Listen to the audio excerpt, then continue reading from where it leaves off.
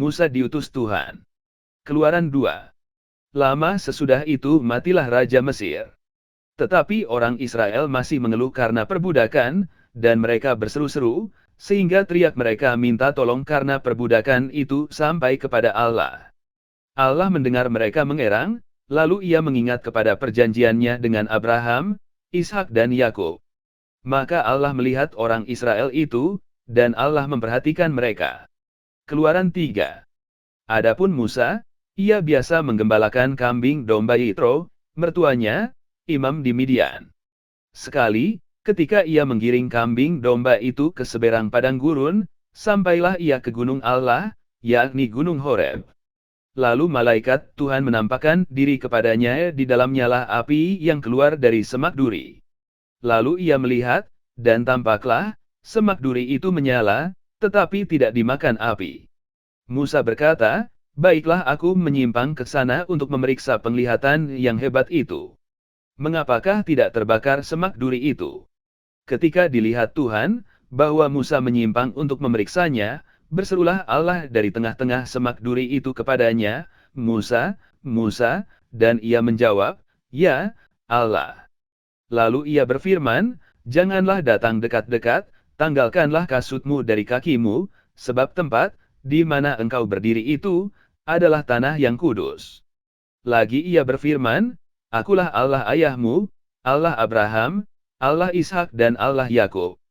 Lalu Musa menutupi mukanya, sebab ia takut memandang Allah. Dan Tuhan berfirman, "Aku telah memperhatikan dengan sungguh kesengsaraan umatku di tanah Mesir, dan aku telah mendengar seruan mereka yang disebabkan oleh pengerah-pengerah mereka, ya, aku mengetahui penderitaan mereka. Sebab itu aku telah turun untuk melepaskan mereka dari tangan orang Mesir dan menuntun mereka keluar dari negeri itu ke suatu negeri yang baik dan luas, suatu negeri yang berlimpah-limpah susu dan madunya, ke tempat orang Kanaan, orang Het, orang Amori, orang Feris, orang Hewi dan orang Yebus. Sekarang seruan orang Israel telah sampai kepadaku, juga telah kulihat, betapa kerasnya orang Mesir menindas mereka. Jadi sekarang, pergilah, aku mengutus engkau kepada Firaun untuk membawa umatku, orang Israel, keluar dari Mesir." Tetapi Musa berkata kepada Allah, "Siapakah aku ini, maka aku yang akan menghadap Firaun dan membawa orang Israel keluar dari Mesir?" Lalu firman-Nya, "Bukankah aku akan menyertai engkau?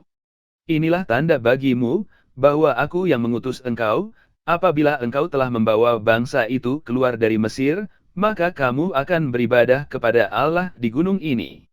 Lalu Musa berkata kepada Allah, "Tetapi apabila aku mendapatkan orang Israel dan berkata kepada mereka, 'Allah nenek moyangmu telah mengutus aku kepadamu,' dan mereka bertanya kepadaku, 'Bagaimana tentang namanya?' Apakah yang harus kujawab kepada mereka?"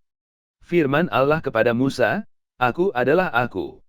Lagi firman-Nya, "Beginilah kau katakan kepada orang Israel itu, Akulah aku telah mengutus aku kepadamu."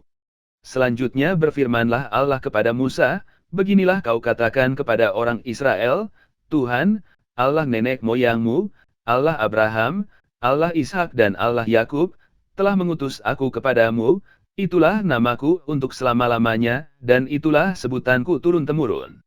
Pergilah, kumpulkanlah para tua-tua Israel dan katakanlah kepada mereka, Tuhan, Allah nenek moyangmu, Allah Abraham, Ishak dan Yakub, telah menampakkan diri kepadaku, serta berfirman, Aku sudah mengindahkan kamu, juga apa yang dilakukan kepadamu di Mesir.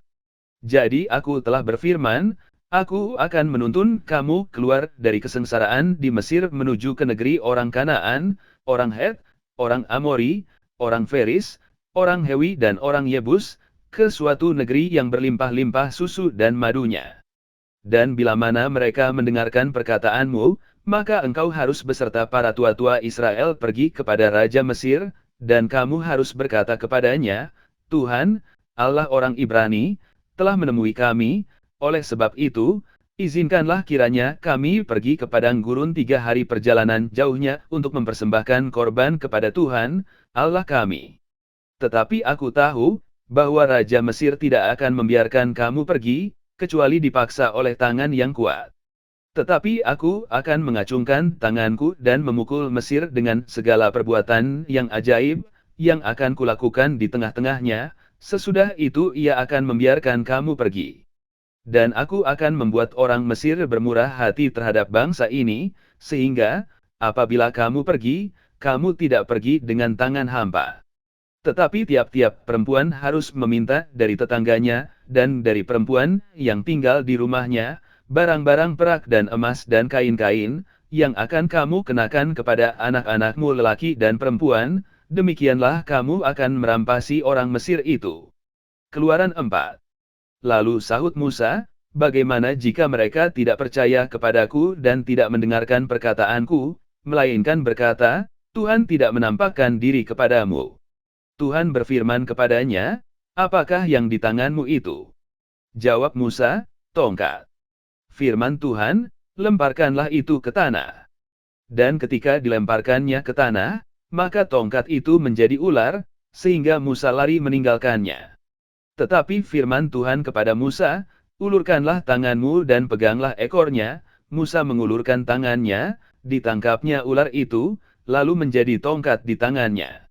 Supaya mereka percaya, bahwa Tuhan, Allah nenek moyang mereka, Allah Abraham, Allah Ishak dan Allah Yakub telah menampakkan diri kepadamu.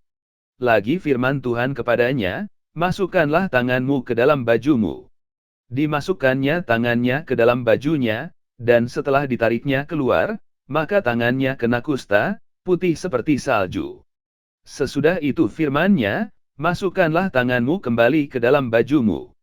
Musa memasukkan tangannya kembali ke dalam bajunya, dan setelah ditariknya keluar, maka tangan itu pulih kembali seperti seluruh badannya. Jika mereka tidak percaya kepadamu dan tidak mengindahkan tanda mujizat yang pertama, maka mereka akan percaya kepada tanda mujizat yang kedua.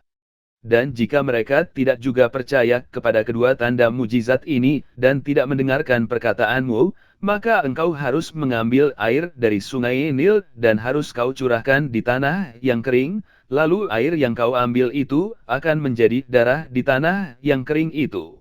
Lalu kata Musa kepada Tuhan, Tuhan, aku ini tidak pandai bicara, dahulu pun tidak dan sejak engkau berfirman kepada hamba-Mu pun tidak, sebab aku berat mulut dan berat lidah. Tetapi Tuhan berfirman kepadanya, siapakah yang membuat lidah manusia, siapakah yang membuat orang bisu atau tuli, membuat orang melihat atau buta, bukankah aku, yakni Tuhan. Oleh sebab itu, pergilah, aku akan menyertai lidahmu dan mengajar engkau, apa yang harus kau katakan. Tetapi Musa berkata, Tuhan, utuslah kiranya siapa saja yang patut kau utus. Maka bangkitlah murka Tuhan terhadap Musa dan ia berfirman, bukankah di situ Harun, orang Lewi itu, kakakmu? Aku tahu, bahwa ia pandai bicara, lagi pula ia telah berangkat menjumpai engkau, dan apabila ia melihat engkau, ia akan bersuka cita dalam hatinya. Maka engkau harus berbicara kepadanya, dan menaruh perkataan itu ke dalam mulutnya, aku akan menyertai lidahmu dan lidahnya, dan mengajarkan kepada kamu apa yang harus kamu lakukan. Ia harus berbicara bagimu kepada bangsa itu, dengan demikian ia akan menjadi penyambung lidahmu, dan engkau akan menjadi seperti Allah baginya. Dan bawalah tongkat ini di tanganmu, yang harus kau pakai untuk membuat tanda-tanda mujizat.